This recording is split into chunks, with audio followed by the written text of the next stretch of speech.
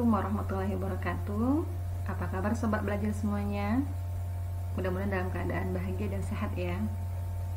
Alhamdulillah, pada kesempatan kali ini insya Allah kita akan kembali menambah ilmu pengetahuan kita dalam bidang kimia. Mudah-mudahan teman-teman semua semangat ya dalam belajar.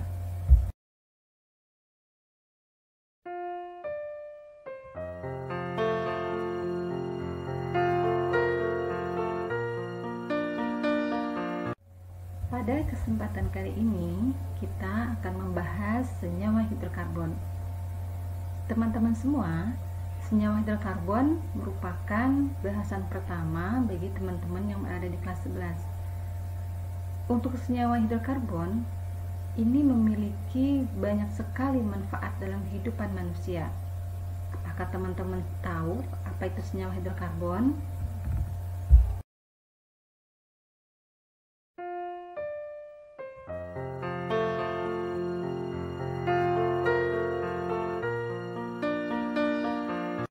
Senyawa hidrokarbon adalah senyawa yang tersusun atas atom unsur karbon dan hidrogen.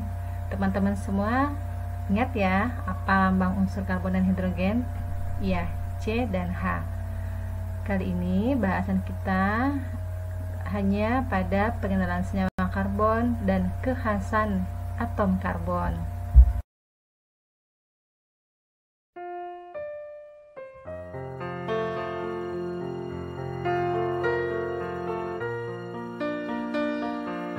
Mengenal senyawa karbon. Senyawa karbon merupakan senyawa yang mengandung unsur karbon.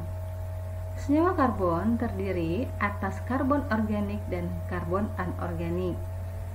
Karbon organik contohnya karbohidrat, protein, lemak, minyak bumi, dan urea.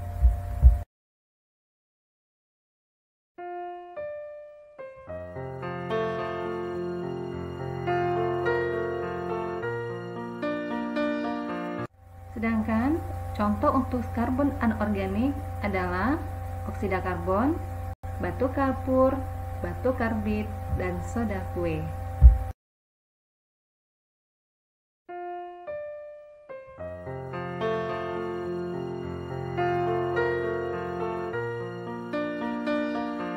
Setelah kita mengenal senyawa karbon, selanjutnya kita akan mengetahui kekhasan atau ciri-ciri dari atom karbon.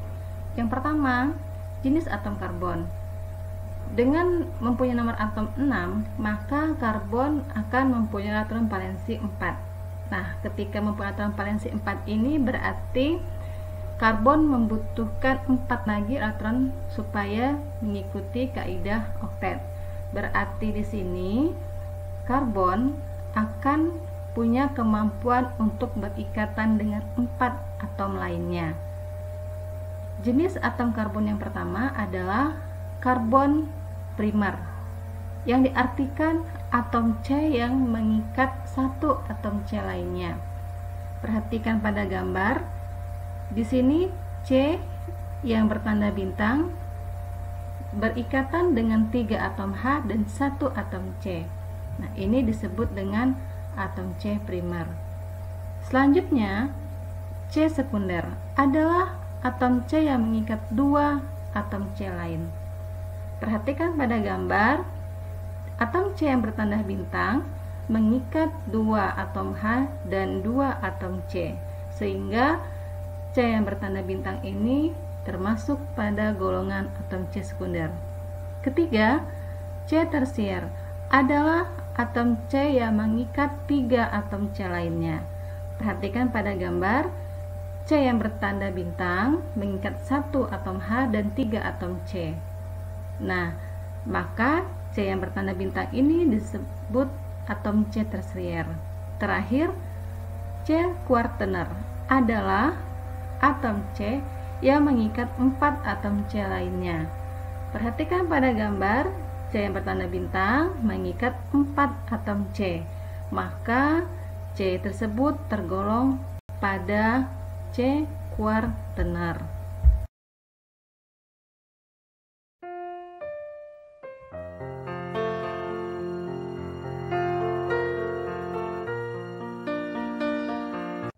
Ciri yang berikutnya adalah struktur Lewis atom dan senyawa karbon. Mudah-mudahan teman-teman semuanya masih ingat ya mengenai struktur Lewis.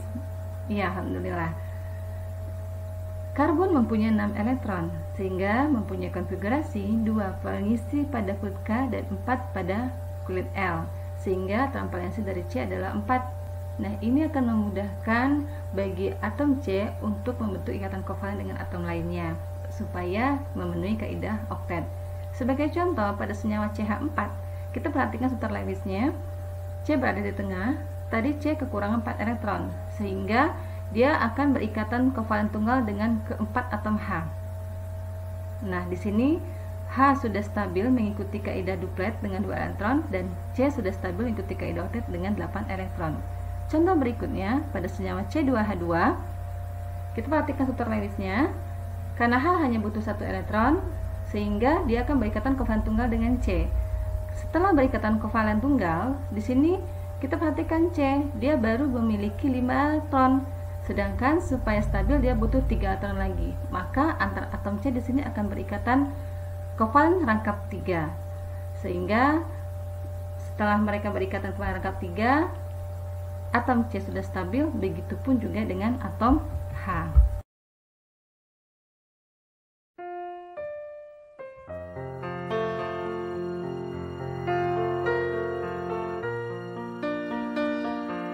Kekhasan yang ketiga, pembentukan ikatan karbon. Pertama, ikatan antar atom karbon dalam kristal karbon. Bentuk grafit, atom karbon membentuk struktur heksagonal yang simetris dan berlapis-lapis, seperti pada gambar. Kedua, bentuk intan, atom karbon membentuk struktur tetrahedral yang simetris. Terakhir, bentuk amorf bersifat rapuh. Kenapa rapuh? Karena unsur penyusun pada amorf ini tidak teratur.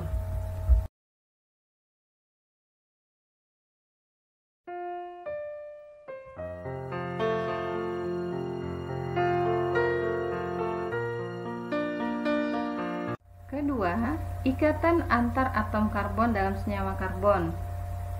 Ikatan tunggal. Perhatikan pada struktur tersebut, ikatan yang terbentuk antar atom C dan C dengan H semuanya merupakan ikatan kovalen tunggal. Sedangkan yang kedua, ikatan rangkap 2. Perhatikan strukturnya.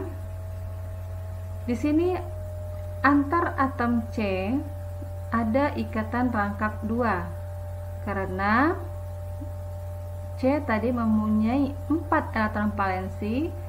Ketika masing-masing C sudah berikatan dengan 2H, maka dia masih membutuhkan 2 lagi elektron. Maka dari itu akan terbentuklah ikatan kovalen rangkap 2 dengan C yang lainnya. Ketiga, ikatan rangkap 3. Perhatikan pada struktur tersebut. Di sini masing-masing C berikatan dengan H dengan ikatan kovalen tunggal. Berarti C baru mempunyai 5 elektron, sedangkan dia butuh 3 atom lagi, maka antar atom C akan berikatan rangkap 3. Inilah ikatan yang terjadi pada senyawa karbon, ikatan tunggal, rangkap 2, dan rangkap 3.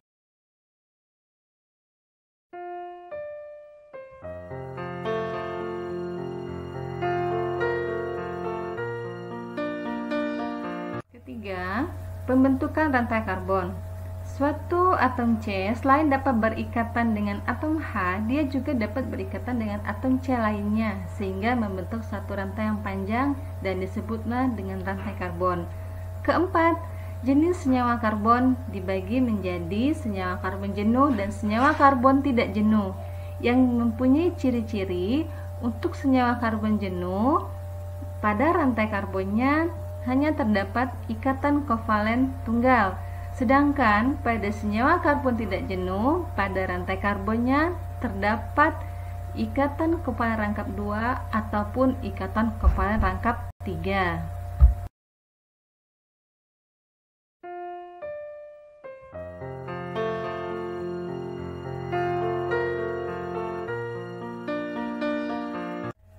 Alhamdulillahirrahmanirrahim, sobat belajar semua. Bahasan kita mengenai senyawa hidrokarbon setelah selesai, dan mudah-mudahan akan dilanjut lagi pada kesempatan akan datang, karena masih ada beberapa lagi bahasan yang belum kita tuntaskan.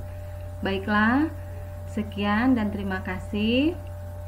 Pesan Rasulullah, barang siapa yang menempuh jalan untuk mencari ilmu, maka Allah akan memudahkan jalannya menuju surga. Hadis riwayat Bukhari. Semangat ya teman-teman.